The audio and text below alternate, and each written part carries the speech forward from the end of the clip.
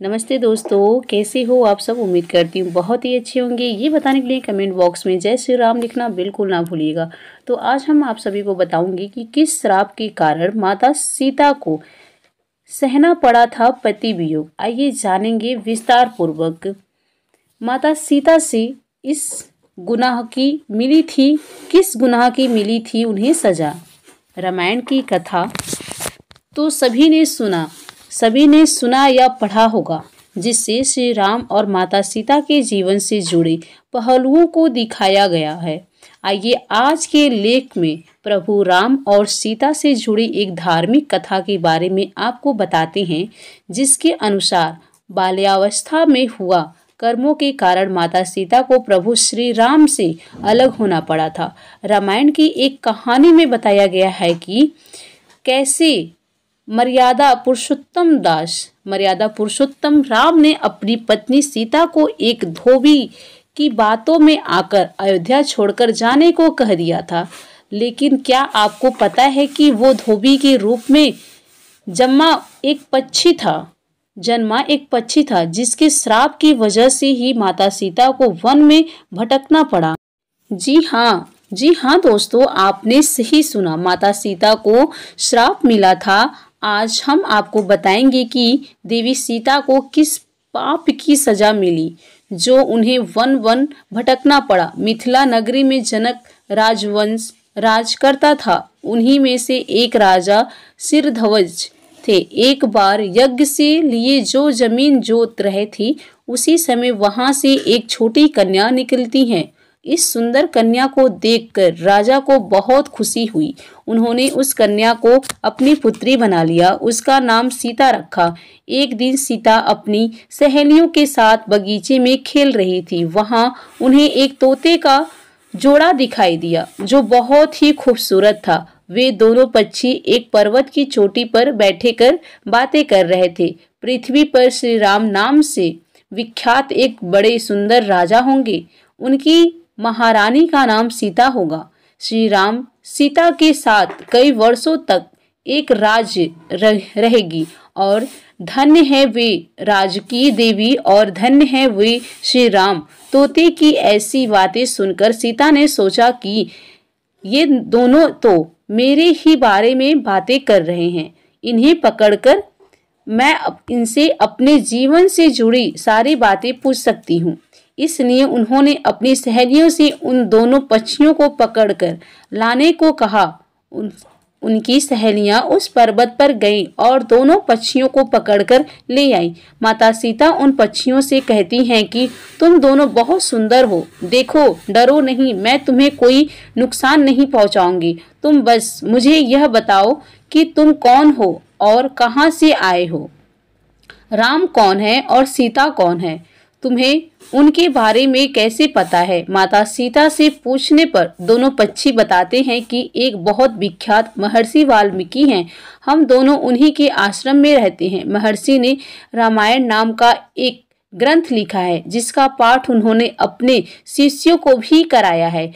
उन पक्षियों ने सीता को यह भी बताया कि इस ग्रंथ में महर्षि वाल्मीकि ने बताया है कि महर्षि श्री शृंग के द्वार किए गए पुत्रेष्टि यज्ञ से प्रसन्न होकर भगवान विष्णु अर्थात राम, लक्ष्मण, भरत और शत्रुघ्न के 4 मानव शरीर धारण कर पृथ्वी पर जन्म लेंगे। बड़े होने पर श्री राम महर्षि विश्वामित्र और अपने छोटे भाई लक्ष्मण के साथ हाथ में धनुष लिए मिथिला आएंगे और शिव जी के धनुष को तोड़कर सीता से विवाह करेंगे। फिर उस पक्षी के जोड़ों ने कहा, हे सुंदरी, हमने तुम्हें सब कुछ बता दिया, अब हमें छोड़ दो, हम जाना चाहते हैं। पक्षियों की बातें सुनकर माता सीता के मन में और भी बातें जानने की इच्छा हुई।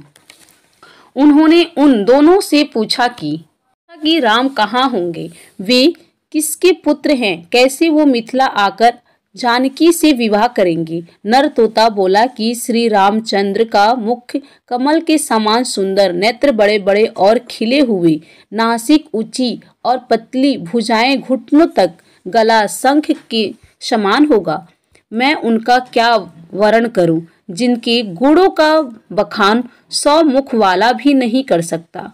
दोनों पक्षी कहते हैं कि जानकी देवी धन्य है जो जल्द ही रघुनाथ जी की पत्नी बनकर उनके साथ कई वर्ष तक राज करेगी। लेकिन तुम कौन हो? पक्षियों की बातें सुनकर सीता ने कहा कि जिसे तुम लोग जानकी कह रहे हो वो मैं ही हूँ।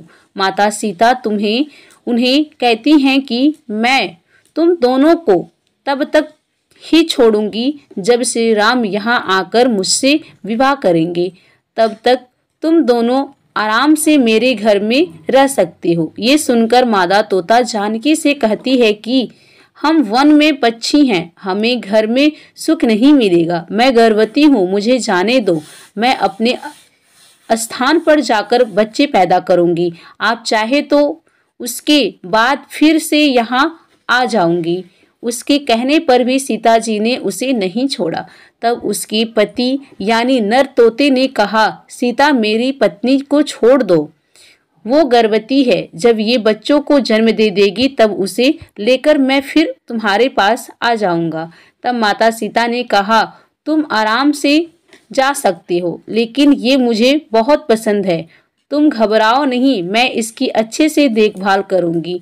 जब सीता ने उस मादा तोते को छोड़ने से मना कर दिया तब वो पक्षी दुखी हो गया और पक्षी दोबारा सीता जी से निवेदन करता है कि मैं अपनी पत्नी के बिना जिंदा नहीं रह सकता, इसलिए इसे छोड़ दो। माता सीता तुम बहुत अच्छी हो, मेरी प्रार्थना मान लो। इस तरह उसने बहुत समझाया, लेकिन सीता ने उसकी पत्नी को नहीं छोड़ा। तब मादा पक्षी ने क्रोध में सीता को श्राप दिया कि अरे, जिस प्रकार तू मुझसे इस समय अपनी पत्नी से अलग कर रही हो, वैसे ही तुम भी स्वयं गर्भवती की अवस्था श्री राम से अलग होना पड़ेगा। कुछ दिन बाद पत्नी से बिछड़ने के दुख में मादा पक्षी के प्राण निकल गए। पत्नी की मौत हो जाने पर नर पक्षी दुखी हो गया। फिर वो सीता जी से बोला कि मैं मनुष्यों से भरी श्री राम की नगरी अयोध्या में जन्म लूंगा। मेरे ही कारण तुम्हें पति के वियोग का दुख उठाना। यह कहकर वहां से उड़ जाता है। कुछ साल बाद उसका जन्म अयोध्या में धोबी के घर हुआ। उस धोबी के कारण ही सीता जी का अपमान हुआ। उन्हें अपने पति श्री राम से अलग होना पड़ा। उस तोते का श्राप ही सीता जी के पति श्री राम से बिछड़ने का कारण बना। इसलिए जब माता सीता गर्भवती थी तो उन्हें भी पति से दूर वन में रहना पड़ता है। तब माता सीता महर्षि वाल्मीकि के आश्रम पहुंची और वहां उन्होंने लव कुश को जन्म दिया। आपने अक्सर लोगों को कहते सुना होगा कि हमारे कर्मों का फल हमें कहीं मिलता है। इस कहानी से ये बात सिद्ध भी हो जाती है कि कर्म के फल से कोई भी नहीं बच सकता। फिर चाहे वो भगवान राम हो या सीता, सभी को अपने कर्मों का फल भोगना पड़ता है। देवी सीता से वियोग की अन्य कथा भी है। देवी सीता के वियोग की कथा अन्य पुराणों में यह भी मिलती है कि उनका संबंध देवर्षि नारद से माना जाता है। इसकी कथा मैं अगले वीडियो में आप सभी को बताऊंगी। तब तक के लिए आप सब हमारे चैनल में इसी तरीके से जुड़े रहिए। वीडियो पसंद आया हो तो वीडियो को लाइक कर दीजिएगा और चैनल को सब्सक्राइब कर लीजिएगा। चलिए फिर मिलते हैं नेक्स्ट वीडियो में। तब तक के लिए आप सभी को बहुत बहुत नमस्कार।